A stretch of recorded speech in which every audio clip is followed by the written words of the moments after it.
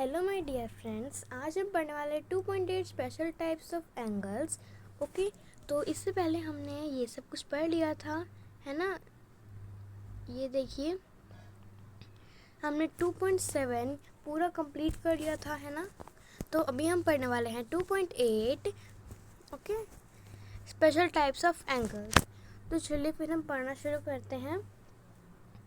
Let us go back to Vidya's notebook and observe her opening the cover of the book in different scenarios. Okay, तो पहले हम क्या ऐसा बोला गया, इसमें से बोला गया है कि पहले हम वापस फिर से विद्या की नोटबुक की तरफ चलते हैं और उसे ऑब्जर्व करते हैं कि वो कैसे, जो उसकी नोटबुक का कवर है उसे वो कैसे खोल रही है, अलग अलग सीन्स में खोल रही है वो। ओके, तो आइए फिर चलते हैं आगे। पहले है she makes a full turn of the cover when she has to write while holding the book in her hand. Okay, तो मतलब वो एक फुल टर्न करती है उस कवर को जब उसे अपने हाथ में रख के लिखना होता है तब। जैसे यहाँ पे ये आपको दिख रहा है, ऐसे अपने हाथ में रख के लिखना है। तो फिर ये क्या ऐसे करके खोली है, ऐसे, है ना। तो ये बताया गया है। फिर इसके बाद है आपका she makes a half turn of the cover when she has to open it on her table. तो वो एक हाफ टर्न करती है जब उसको उस कवर को क्या उसके टेबल पे खोलना होता है। In this case, observe the arms of the angle formed. तो इस केस में आप उसके आर्म्स को ऑब्जर्व करो जो एंगल मतलब जो इसने एंगल फॉर्म किए हैं। Okay, they lie in a straight line such as is called a straight angle. तो यहाँ देखो, ये जो इसने बुक खोली हुई है, यहाँ पे आपको दिख रहा होगा कि ये इसके आर्म्स हैं, ये इसके आर्म है और यहाँ से वो मुड़ा हुआ है, ये दिख रहा होगा आपको, है ना। तो इसे हम क्या बोलते हैं, इसे हम बोलते हैं स्ट्रेट एंगल। ठीक है, स्ट्रेट एंगल। फिर देखो यहाँ पे आपको एक एग्जाम्पल भी दिया है।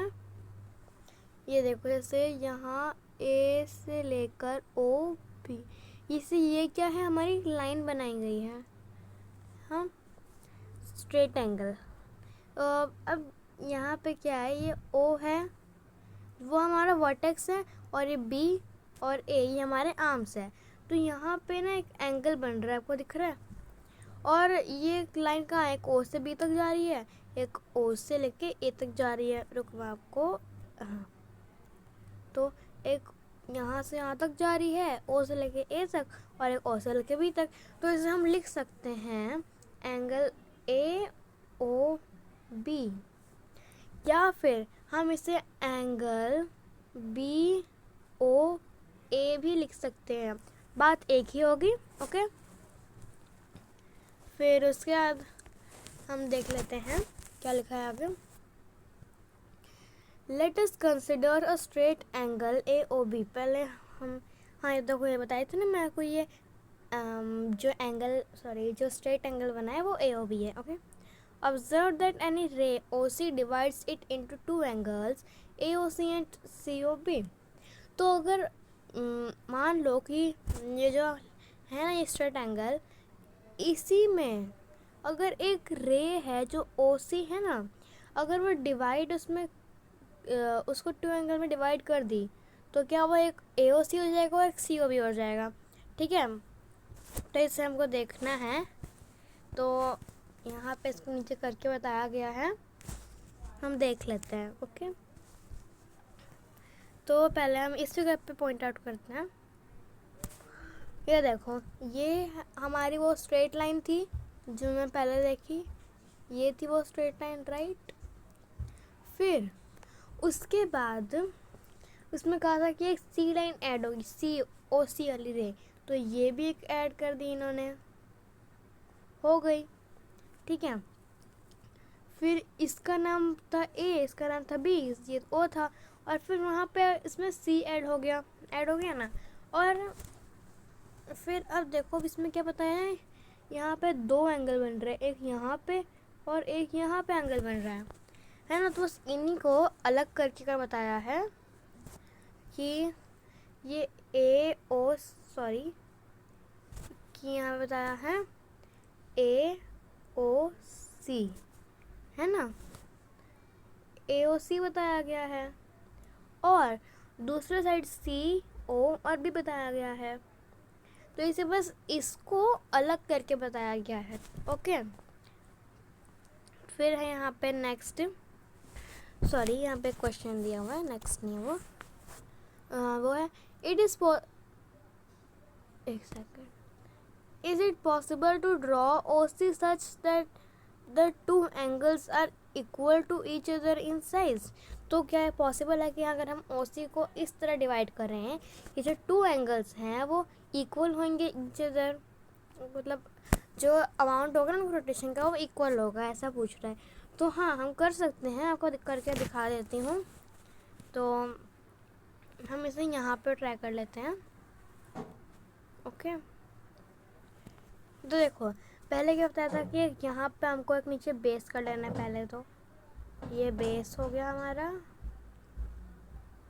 ओके, फिर अब इसमें यहाँ था हमारा ए, फिर इस साइड था हमारा बी और इधर था हमारा ओ, और हमको सी को ऐसे करना है कि वो इक्वली डिवाइड हो जाए। तो हम क्या कर सकते हैं, देखो हम यहाँ से एक सीधी रे निकाल देंगे जो होगी हमारी रेन सी रे होगी वो, ठीक है। अब देखो अब यहाँ पे भी उतना ही बट रहा है, यहाँ पे भी उतना ही, क्योंकि ये राइट एंगल बना रहा है इसलिए हम इसको स्क्वायर में करेंगे, क्योंकि उसका एंगल हम स्क्वायर में दिखाएंगे, ठीक है।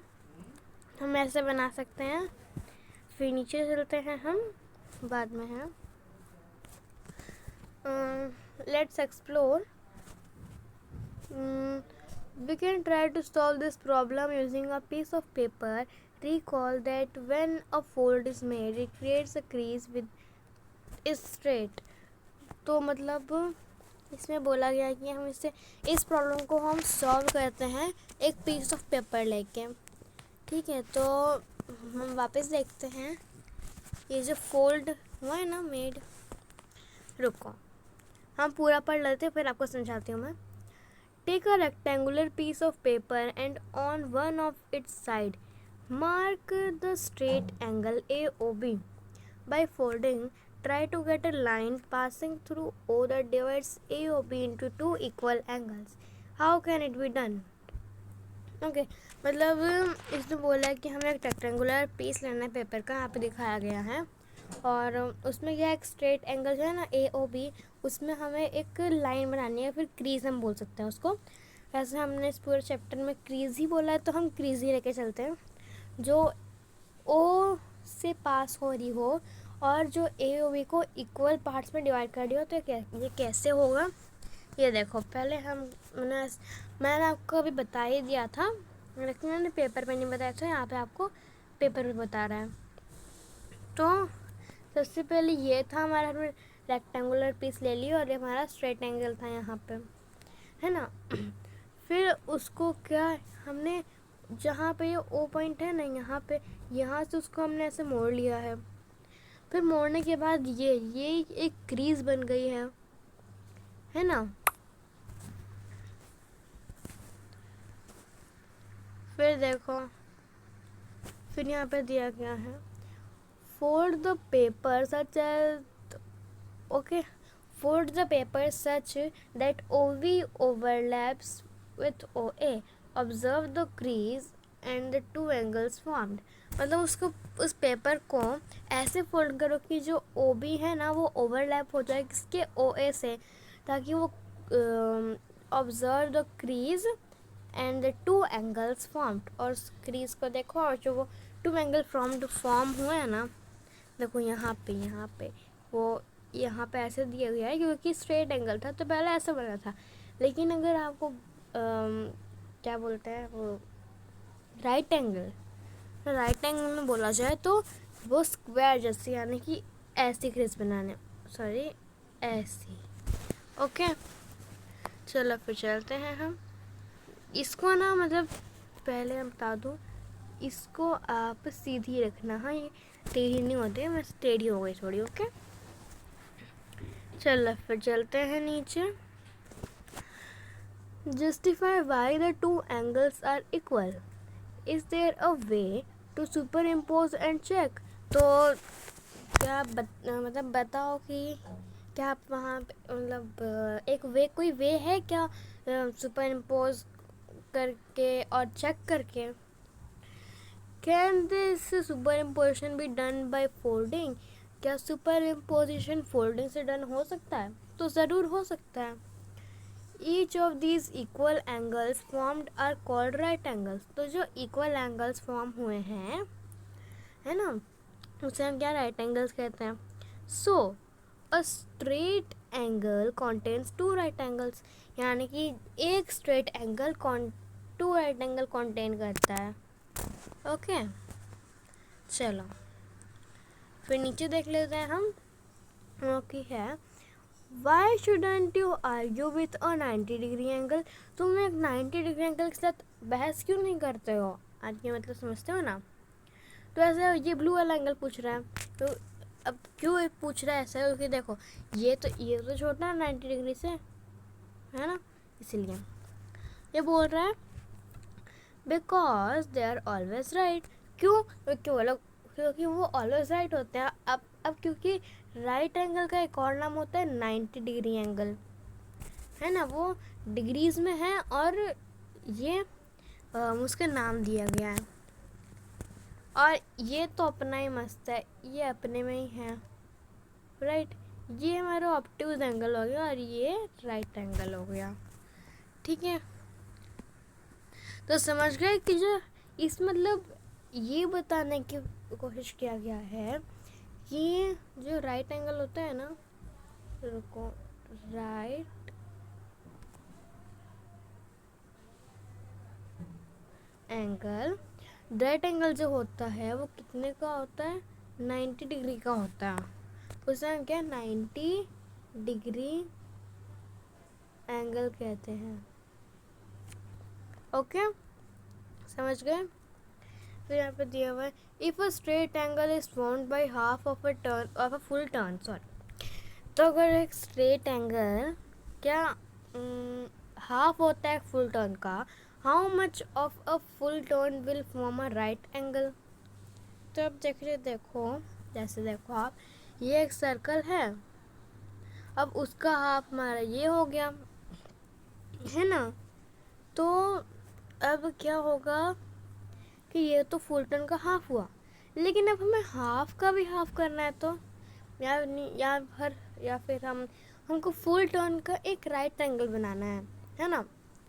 तो हम क्या पहले इसको और बांट देंगे, फिर राइट एंगल तो ये हो गया ना, ये देखो, ये इज इट राइट एंगल?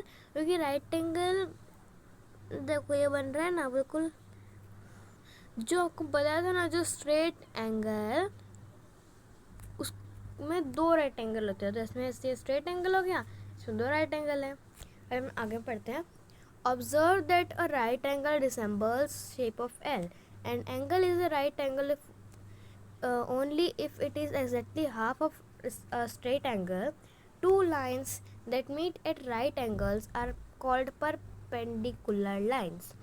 तो मतलब इसमें ये बताने की कोशिश किया गया है कि जो मतलब राइट एंगल है वो हमेशा एल के शेप में होता है।